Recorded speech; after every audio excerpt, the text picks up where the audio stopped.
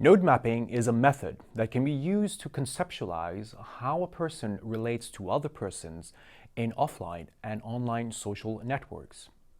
Also, it can be used to show how a person communicates with other persons and websites and digital resources one finds on social media and on the internet.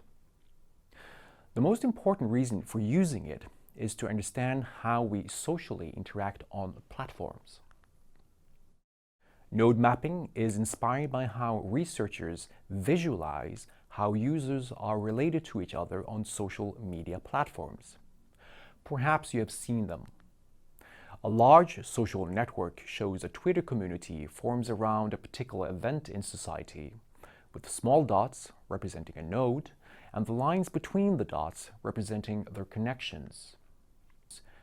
We get large social networks. They are impressive. The method was used in English classes, as shown in these examples. We asked the students to write down the websites and social media services they interacted on. Also, we asked them to rank them in a numerical order of importance, where 1 had the highest value. Not surprisingly, the students ranked Facebook as the most important site. In 2011, we were surprised that YouTube was so popular. So, what did they use it for? YouTube was used to learn to play their favorite music instruments, to play a cover song on a guitar, for example. Also, videos were used to learn to play a game. In this way, the platform was used to organize informal learning, to learn more about their hobbies. To use node mapping in practice, you start with a node, the person or the centrality of the social network you wish to chart. This can be you or one of your students. One can write it on a piece of paper or use a software according to your preference. Thereafter, one lists a person's social media services, web pages, and digital resources. You can link them together by drawing lines.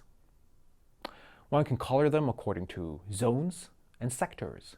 For example, who is in the intimate or affective zone in an online social network? You can even label the various networks too. Some belong to your family, while others are part of your social network at work. Node mapping can be helpful to get an overview on how you and your students relate to other persons and how one organizes use of digital technologies. It can help you to map how students organize informal learning. It can also provide insights on how receptive students are to use digital technologies. But how did Inger find this method useful in her classes?